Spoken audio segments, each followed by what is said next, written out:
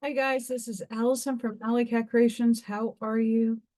Please like, share, and subscribe to my channel if you have yet to do so. And if you get anything from my work, a connect the dot, an epiphany, a mind-blown moment, a new book to read,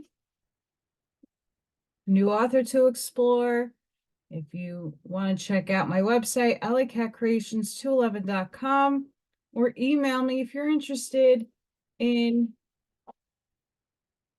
little pyramids, small pyramids, medium, big, paintings, keychains,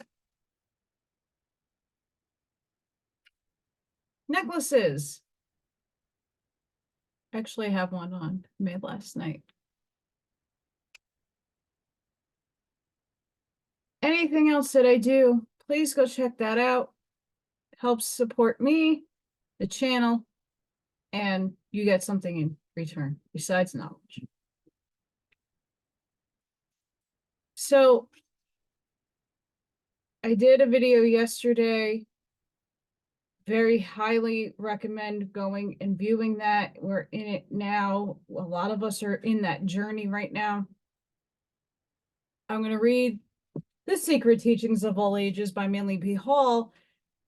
I tried pulling up the next chapter. Sorry, I'm like, my words are all over the place. There's a lot of diagrams. It's 15 Rosicrucian and Kabbalistic diagrams that he goes over.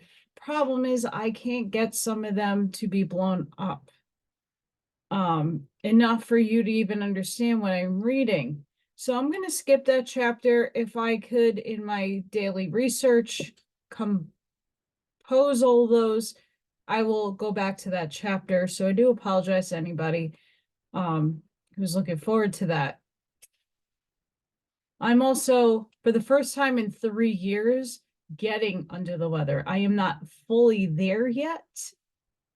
I had a dry throat yesterday, and yes, my heat has been on because of the epoxy, but I am now congested, so there is probably something brewing within me. I have my tea, which is way too hot right now to be drinking, but I have my water, supplements, and my home remedies. So bear with me.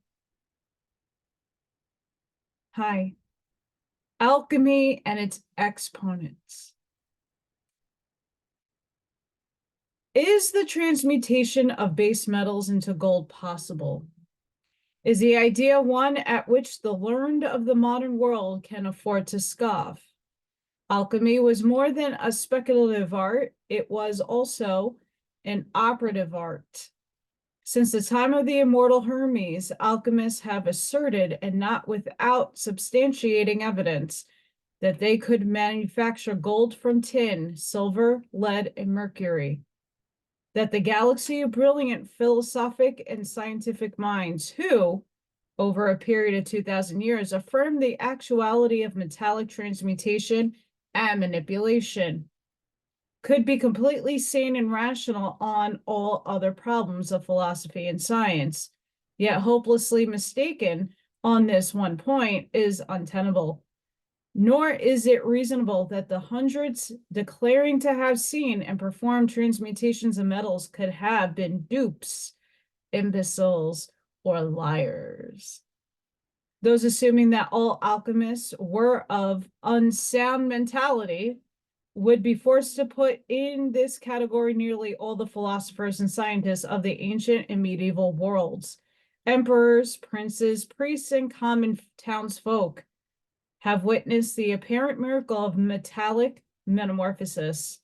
In the face of existing testimony, anyone is privileged to remain unconvinced, but the scoffer elects to ignore evidence worthy of respectful consideration. Many great alchemists and hermetic philosophers occupy an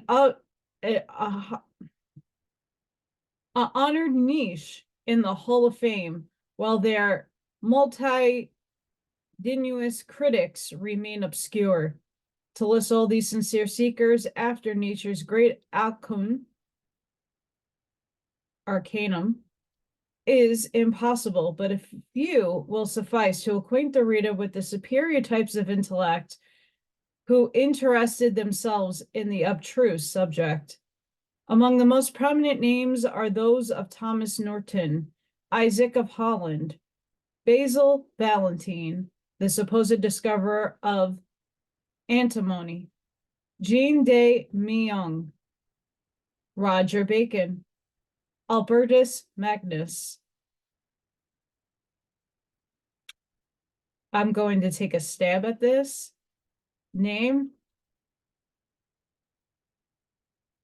Persitinus Gerber, the Arabian who brought the knowledge of alchemy to Europe through his writings, Corsilius, Nicholas Flamel, John Frederick Helvetius,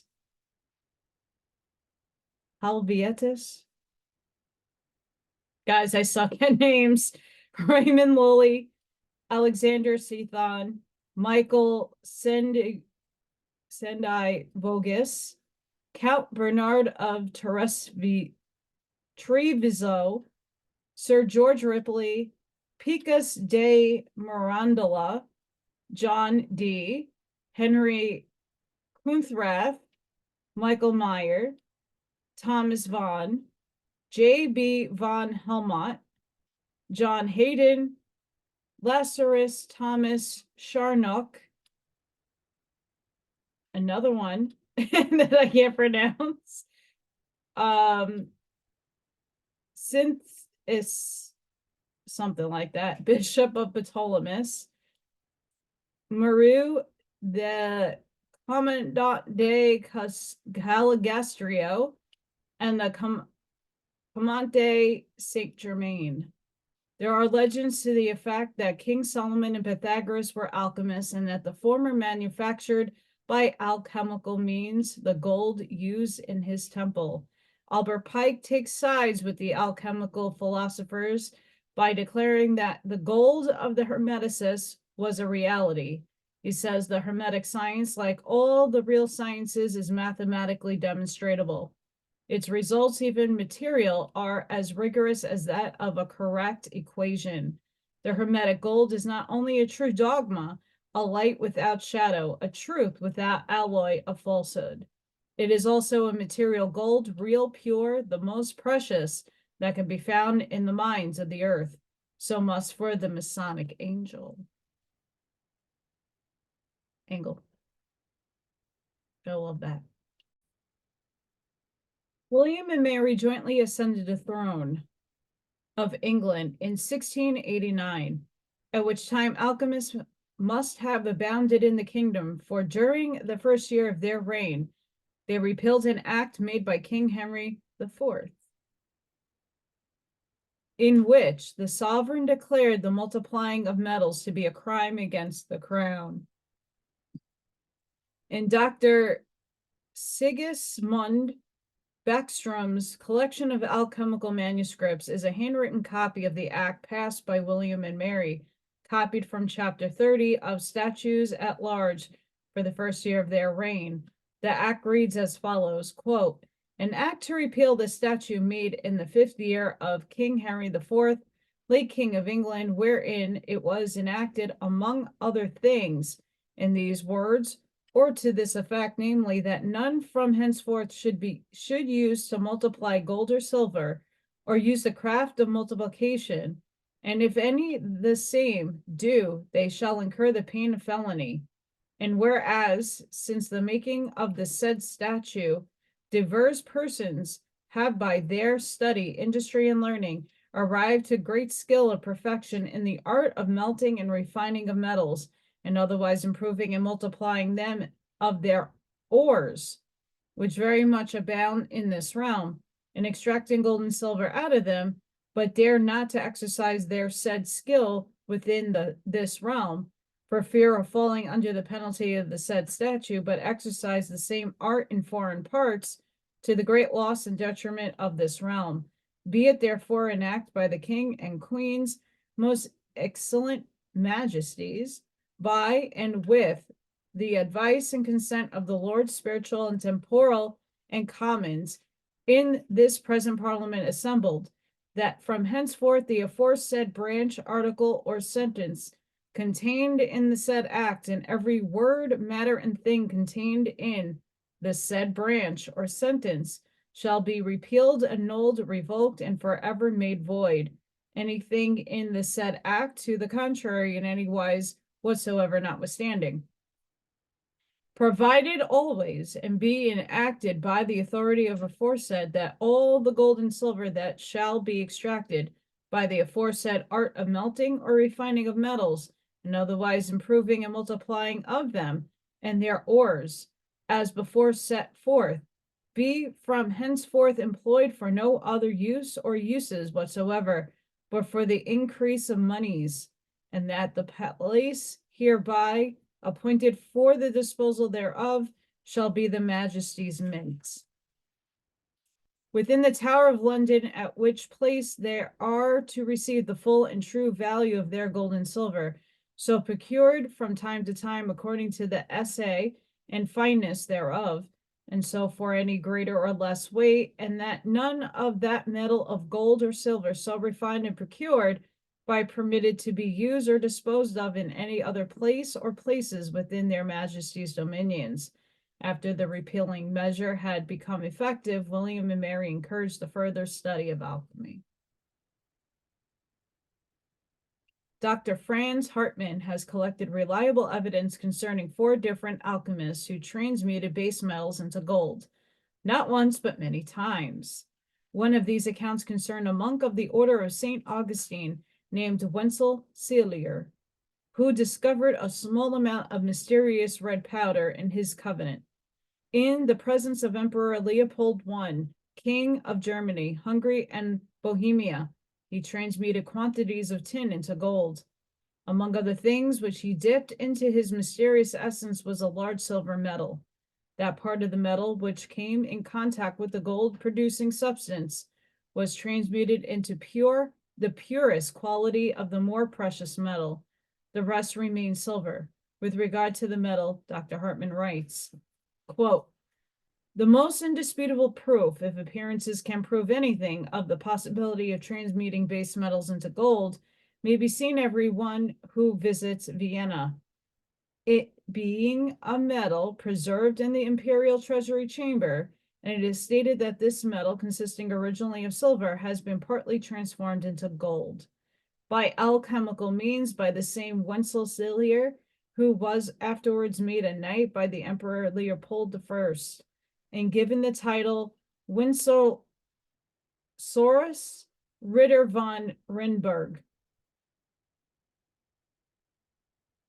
Space limitations preclude a lengthy discussion of the alchemists. A brief sketch of the lives of 4 should serve to show the general principles on which they worked, the method by which they obtained their knowledge, and the use which they made of it. These 4 were grand masters of the secret science, and the stories of their wanderings and strivings, as recorded by their own pens and by contemporary disciples of Hermetic art, are fascinating as any romance or fiction. Paracelsus of Hohenheim. The most famous of alchemical Hermetic philosophers was Philippus Aurelius Theophractius Bombastius von Hohenheim. Thus, this man, who called himself Paracelsus, declared the same day all the doctors of Europe would turn from their other schools and follow him, revere him above every other physician. The accepted date of the birth of Paracelsus is December 17th, 1493. He was an only child. Both his father and mother was interested in medicine and chemistry. His father was a physician and his mother a superintendent of a hospital. While still a youth, Paracelsus became greatly interested in the writings of Isaac of Holland and determined to reform the medical science of his day. When 20 years old, he began a series of travels which continued for about 12 years. He visited many European countries, including Russia. It is possible that he penetrated into Asia. It was in Constantinople that the great secret of the Hermetic arts was bestowed upon him by Arabian adepts.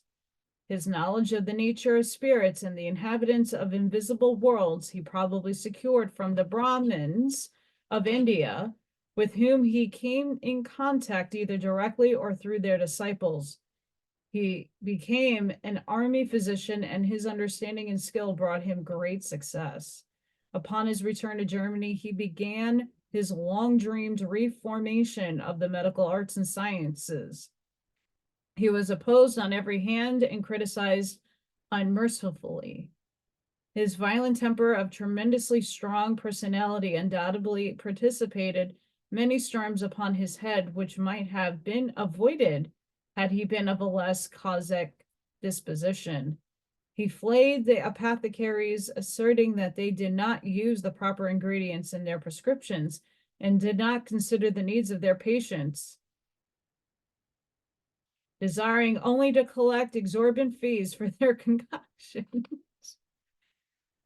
Well, Parsilius, I'm sorry we're here right now in this world that we are creating together, where pharmakia is king.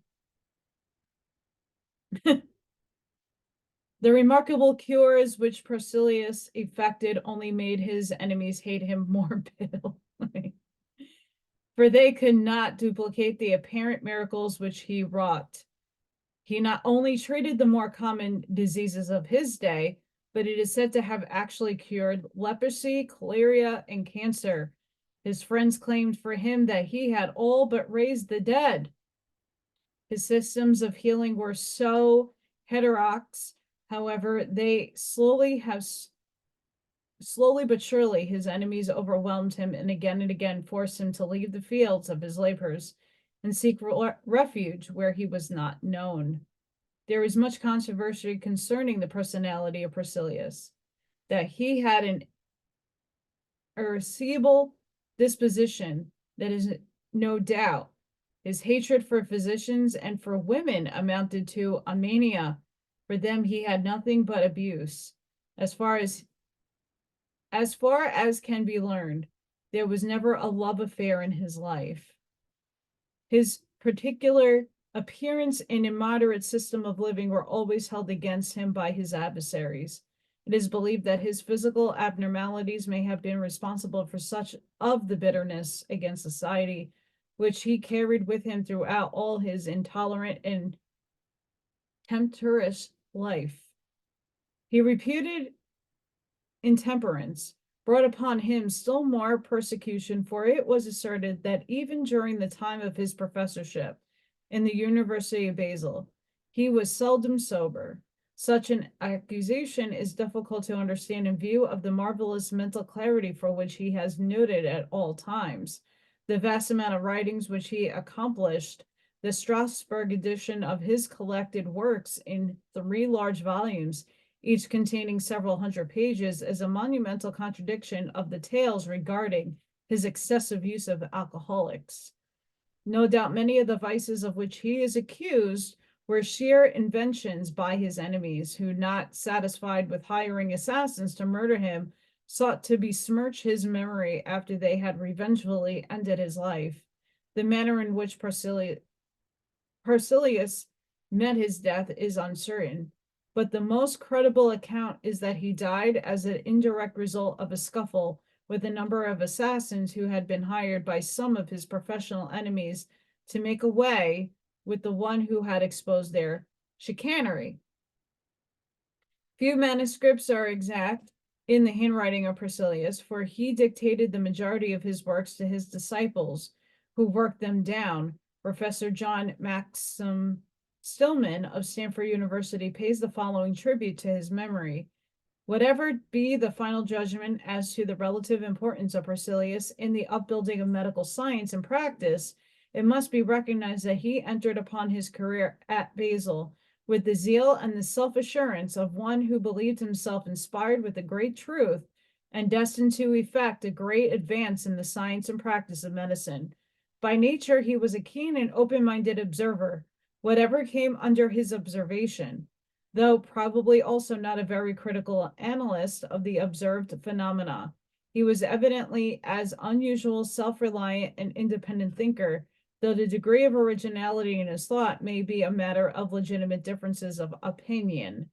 Certainly one having, from whatever combination of influences, made up his mind to reject the sacredness of the authority of Aristotle, Galen, and Avicenna, and having found what to his mind was satisfactory substitute for the ancient dogmas and his own modification of the Neoplatonic philosophy, he did not hesitate to burn his ships behind him. Having cut loose from the dominant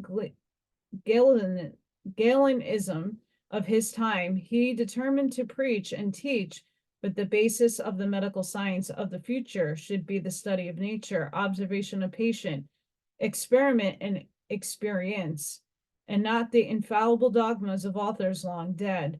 Doubtless in the pride and self-confidence of his youthful enthusiasm, he did not rightly estimate the tremendous force of conservatism against which he directed his assaults. If so, his experience in Basel surely undeceived him. From that time on, he was to be a wanderer again, sometimes in great poverty, sometimes in moderate comfort, but manifestly disillusioned as the immediate success of his campaign though never in doubt as to the ultimate success.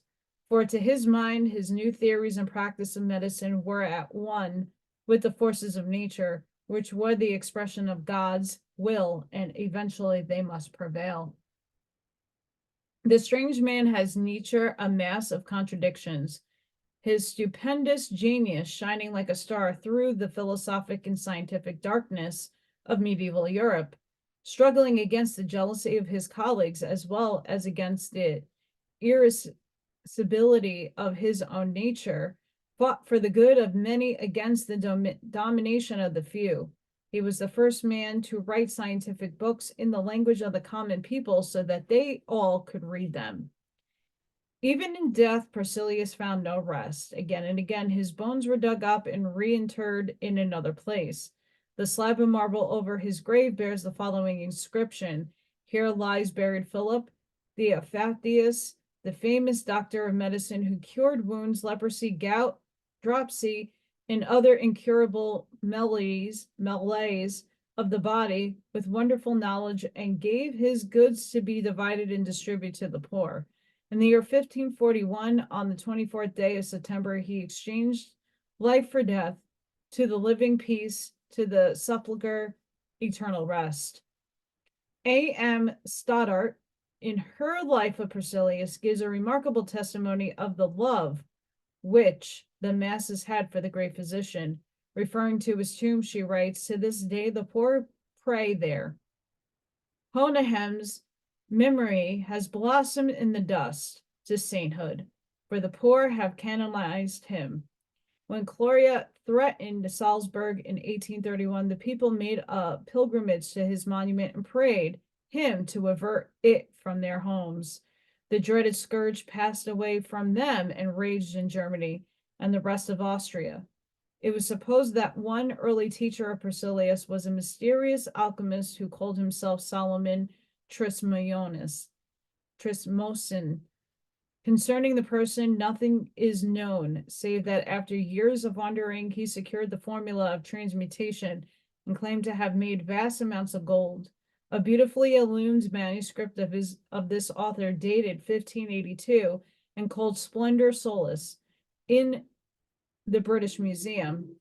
Trismosin claimed to have lived to the age of 150 as a result of his knowledge of alchemy. One very significant statement appears in his Alchemical Wanderings, which work is supposed to narrate his search for the philosopher's stone. "The study what thou art, whereof thou art a part, what thou knowest of this art, this is really what thou art. All that is without thee also is within." Thus wrote Trismosin.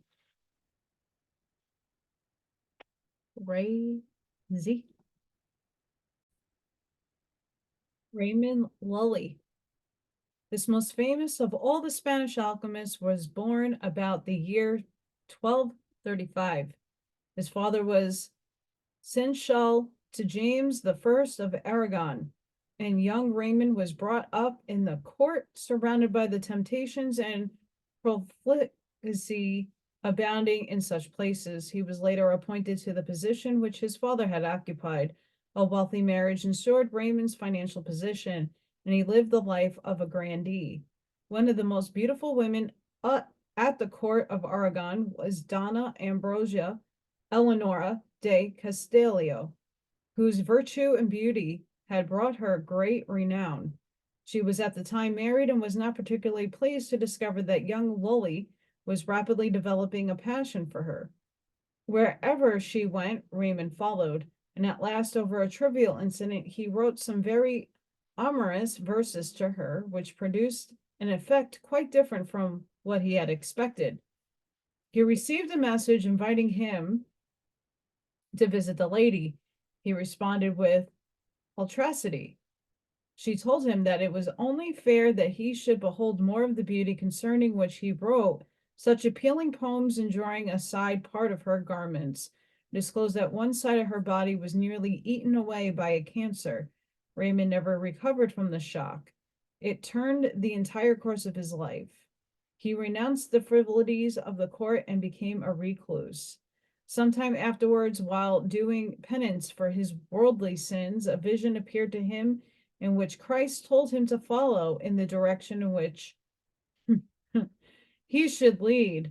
Later, the vision was repeated. Hesitatingly no longer, Raymond divided his property among his family and retired to a hut on the side of a hill, where he devoted himself to the study of Arabic, and that he might go forth and convert the infidels. After 6 years in this retreat, he set out with a Mohammedan servant, who, when he learned that Raymond was about to attack the faith of his people, buried his knife in his master's back. Raymond refused to allow his would-be assassin to be executed, but later the man strangled himself in prison. While Raymond regained his health, he became a teacher of the Arabic language to those who intended traveling to the Holy Land. It was while so engaged that he came in contact with Arnold of Villanova, who taught him the principles of alchemy. As a result of this training, Raymond learned the secret of the transmutation and multiplication of metals. His life of wandering continued, and during the course of it, he arrived at Tunis, where he began to debate with the Mohammedan teachers and nearly lost his life as a result of his fanatical attacks upon their religion. He was ordered to leave the country and never to return again, upon pain of death. Notwithstanding their threats, he made a second visit to Tunis, but the inhabitants, instead of killing him, merely deported him to Italy. An unsigned article appearing in Household Words number 273, a magazine conducted by Charles Dickens, throws considerable light on Lully's alchemical ability. Whilst at Vienna, he, Lully, received flattering letters from Edward II, King of England, and from Robert Bruce, King of Scotland, entreating him to visit them. He had also, in the course of his travels, met with John Cremer, abbot of Westminster, with whom he formed a strong friendship, and it was more to please him than the king that Raymond consented to go to England. A tract by John Cremer appears in the Hermetic Museum, but there is no record in the annals of Westminster of anyone by that name. Cremer had an intense desire to learn the last great secret of alchemy, to make the powder of transmutation, and Raymond, with all his friendship, had never disclosed. Cremer, however, set to work very cunningly. He was not long in discovering the object that was nearest to Raymond's heart, the conversion of the infidels. He told the king wonderful stories of the gold Lully had the art to make, and he worked upon Raymond by the hope that the King Edward would be easily induced to raise a crusade against the Mohammedans if he had the means. Raymond had appealed so often to popes and kings that he had lost all faith in them. Nevertheless, at a last hope, he accompanied his friend Cremer to England. Cremer lodged him in his abbey, treating him with distinction, and there Lully at last instructed him in the powder, the secret of which Cremer had so long desired to know. When the powder was perfected, Cremer presented him to the king, who received him as a man may be supposed to receive one who could give him boundless riches. Raymond made only one condition, that the gold he made should not be expended upon the luxuries of the court or upon a war with any Christian king, and that Edward himself should go in person with an army against the infidels. Edward promised everything and anything. Raymond had apartments assigned him in the Tower, and there he tells us he transmuted 50,000 pounds weighted of quicksilver, lead, and tin into pure gold, which was coined at the mint into 6,000,000 of nobles, each worth about £3 sterling at the present day. Some of the pieces said to have been coined out of this gold are still to be found in antiquarian collections, which desperate attempts have been made to disprove these statements. The evidence is still about equally divided. To Robert Bruce, he sent a little work entitled Of the Art of Transmuting Metals. Dr. Edmund Dickerson relates that when the cloister which Raymond occupied at Westminster was removed, the workmen found some of the powder with which they enriched themselves. During Lully's residence in England, he became the friend of Roger Bacon. Nothing, of course, could be further from King Edward's thoughts than to go on a crusade. Raymond's apartments in the Tower were only an honorable prison, and he soon perceived how matters were. He declared that Edward would meet with nothing but misfortune and misery for his breach of faith. He made his escape from England in 1315 and set off once more to preach to the infidels. He was now a very old man, and none of his friends could ever hope to see his face again. He went first to Egypt, then to Jerusalem, and thence to Tunis a third time. There he at last met with the martyrdom he had so often braved. The people fell upon him and stoned him. Some Genoese merchants carried away his body, in which they discerned some feeble signs of life. They carried him on aboard their vessel, but though he lingered a while, he died as they came in sight of Morjeka on the 28th of June, 1315, at the age of 81. He was buried with great honor in his family chapel at St. Olma, the viceroy and all the principal nobility attending. Nicholas Flamel. In the later part of the 14th century, there lived in Paris one whose business was that of illuminating manuscripts and preparing deeds and documents. To Nicholas Flamel, the world is indebted for its knowledge of a most remarkable volume, which he brought for a paltry sum from some book dealer, with whom his profession of scrivener brought him in contact. The story of this curious document, called the Book of Abraham the Jew, is best narrated in his own words as preserved in the hieroglyphical figures. Whilst therefore I, Nicholas Flamel, notary, after the decease of my parents, got my living at our art of writing by making inventories, dressing accounts, and summing up the expenses of tutors and pulpit pupils, there fell into my hand for the sum of 2 florins a gilded book, very old and large. It was not a paper nor a parchment, as other books be, but it was only made of delicate rinds, as it seemed to me, of tender young trees. The cover of it was brass, well bound, all engraven with letters, or strange figures, and for my part I think they might well be Greek characters, or some such like ancient language. Sure I could not read them, and know well they were not notes, nor letters of the Latin, nor of the Gaul, for of them we understand little. As for that which was within, the leaves of bark or rind were engraven with admirable diligence written, with a point of iron in fair and neat Latin letters colored. It contained thrice 7 leaves, for so were they counted in the top of the leaves, and always every seventh leaf there was painted a virgin and serpent swallowing her up. In the second seventh, a cross where a serpent was crucified. And the last seventh, there were painted deserts or wilderness. In the midst thereof ran many fair fountains, from whence they issued out a number of serpents, which ran up and down here and there. Upon the first of the leaves was written in great capital letters of gold, Abraham the Jew, prince, priest, Levite, astrologer, and philosopher, to the nation of the Jews, by the wrath of God dispersed among the Gauls, sendeth health. After this it was filled with great extortions and curses, with the word Maranatha, which was often repeated there, against every person that should cast his eyes upon it, it were not sacrificer or scribe. He then sold me this book, knew not what it was worth, nor more than I when I bought it. I believe it had been stolen or taken from the miserable Jews, or found in some part of the ancient place of their abode.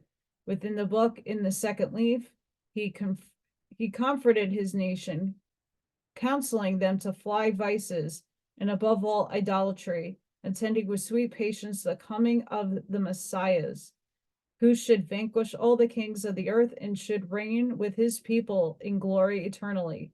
Without doubt, this had been some very wise and understanding man. In the third leaf, and in all the other writings that followed, to help his captive nation to pay their tributes unto the Roman emperors and do other things which I will not speak of, he taught them in common words the transmutation of metals. He painted the vessels by the sides, and he advertised them of the colors and all the rest, saving of the first agent, of which he spake not a word, but only as he said in fourth and fifth leaves, entire he painted it, and figured it with very great cunning and workmanship. For although it was very well and intelligibly figured and painted, yet no man could ever have been able to understand it without being well skilled in their Kabbalah, which goeth by tradition, and without well studied their books. The fourth and fifth leaves, therefore, were without any writing, all full of fair figures enlightened, or as it were enlightened, for the work was exquisite. First he painted a young man with wings, and his ankles, having in his hand a caducean rod, within about with two serpents, wherein he struck upon a helmet which covered his head. He seemed to my small judgment to be God Mercury of the pagans.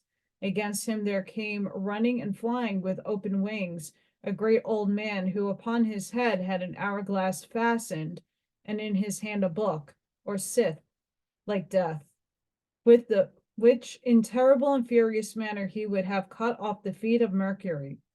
On the other side of the fourth leaf he painted a fair flower on the top of a very high mountain, which was sure shaken with the north wind. It had the foot blue, the flowers white and red, and leaves shining like fine gold. And round about it, the dragons and griffins of the north made their nests and on abode.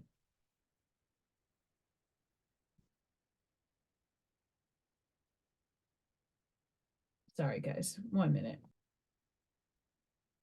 On the fifth leaf, there was a fair rose tree flowered in the midst of a sweet garden, climbing up against a hollow oak, at the foot whereof boiled a fountain of most white water, which ran headlong down into the depths, notwithstanding it first passed among the hands of infinite people, who digged in the earth seeking for it, but because they were blind, none of them knew it, except here and there one would consider the weight.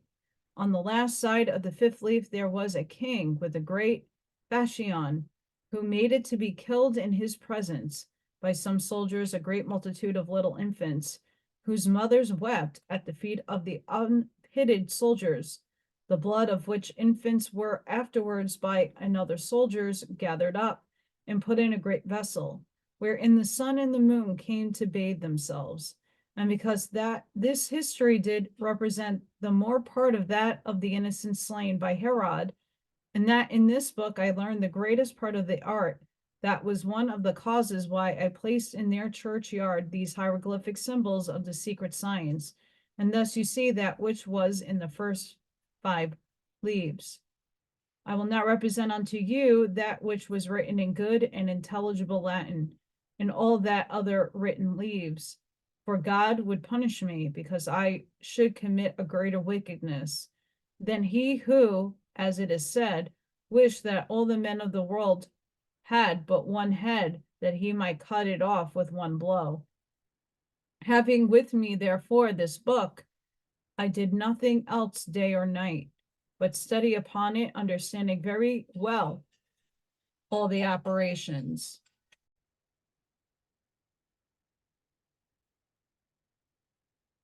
Hi, I am so sorry. My doorbell rang. I hope that it was recorded. I run upstairs, not one soul in sight. No cars, no people, no one looking around my property, zero. I grab my pew-pew, just in case. Door is locked and everything. No one's outside. Go back downstairs. Just about to pick up where I left off. It rings again. Run back upstairs. No one in sight. No cars, no deliveries, nada. Then it rings 3 more times. Me just standing there. I cleaned my doorbell in the front and then checked, because I have an electronic one, checked out everything out. And now I'm going to have to sage after this reading. But I'm armed and very dangerous. So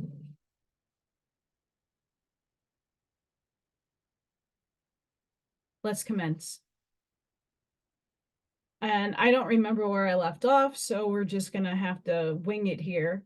Having with me, therefore, this fair book, I did nothing else day nor night, but study upon it, understanding very well all the operations that it showed, but not knowing with what matter I should begin, which made me very heavy and solitary, and caused me to fletch many a sigh.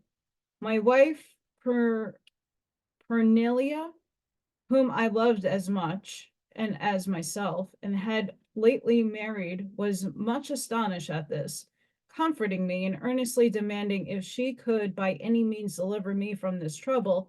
I could not possibly hold my tongue, but told her all, and showed this fair book. Thereof, at the same instant that she saw it, she became as much enamored as myself, taking extreme pleasure to behold the fair cover, gravings, images, and portraits, whereof notwithstanding she understood as little as I, yet it was a great comfort to me to talk with her and to entertain myself what we should do to have interpretation of them. Nicholas Flamel spent many years studying the mysterious book. He even painted the pictures from it all over the walls of his house and made numerous copies, which he showed to the learned men with whom he came in contact. But none could explain their secret significance. At last, determined to go forth in quest of an adept or a wise man, and after many wanderings, he met a physician by name Master Canchis, who was immediately interested in the diagrams and asked to see the original book. They started forth together for Paris, and on the way, the physician adept explained many of the principles in the hieroglyphics to Flamel. But before they reached their journey's end, Master Canchis was taken ill and died. Flamel buried him at Orleans, but having meditated deeply on the information he had secured during their brief acquaintance, he was able, with the assistance of his wife, to work out the formula for transmuting base metals into gold. He performed the experiment several times and perfected success, and before his death caused a number of hieroglyphic figures to be painted upon an arch of Saint Innocent's churchyard in Paris. wherein he concealed the entire formula as it has been revealed to him from the book of Abraham the Jew. Count Bernard Treviso. Of all those who sought for the elixir of life and the philosopher's stone, few passed through the chain of disappointments that beset Count Bernard of Treviso, who was born in Padua in 1406 and died in 1490. His search for the philosopher's stone and secret of the transmutation of metals began when he was about 14 years of age. He spent not only a lifetime, but also a fortune in his quest. Count Bernard went from one alchemist and philosopher to another, each of whom unfolded some pet theorem, which he eagerly accepted and experimented with, but always without the desired results. His family believed him to be mad and declared that he was disgracing his house by his experiments, which were rapidly reducing him to a state of penury. He traveled in many countries, hoping that in distant places he would find wise men capable of assisting him. At last, he was approached by 76-year. He was rewarded with success. The great secrets of the elixir of life, the philosopher's stone, and the transmutation of metals were revealed to him. He wrote a little book describing the results of his labors, and while he lived only a few years to enjoy the fruitage of his discovery, he was thoroughly satisfied with that treasure he had found was worth the lifetime spent in search of it. An example of the industry and perseverance displayed by him is to be found in one of the processes which some foolish pretender coaxed him to attempt, which result in his spending 24 years calcinating eggshells in nearly an equal period distilling alcohol and other substances. In the history of alchemical research, there never was a more patient and preserving discipline and disciple of the great Archaeum. Bernard declared the process of dissolution accomplished not with fire, but with mercury, to be supreme secret of alchemy. And that, my friends, ends that portion of that chapter. I hope all of you enjoyed. If anybody saw anything behind me, spirits or whatever have you, please let me know in the comments, because when you're not expecting anybody and your doorbell rings, it's a little creepy. But, you know, I draw lots of spirits, so let's hope they're good.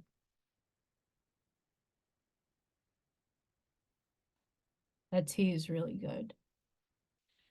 Please don't forget to like, share, and subscribe to my channel. And I hope all of you have a fantastic rest of your week. Sending each and every one of you love, light, protection, shielding, compassion, and grace energy. Please be safe, be seen. There's a lot of things going on in the world right now. Be on your six. And until the next one, guys, have a great day. And I'll see you on the next one. Bye.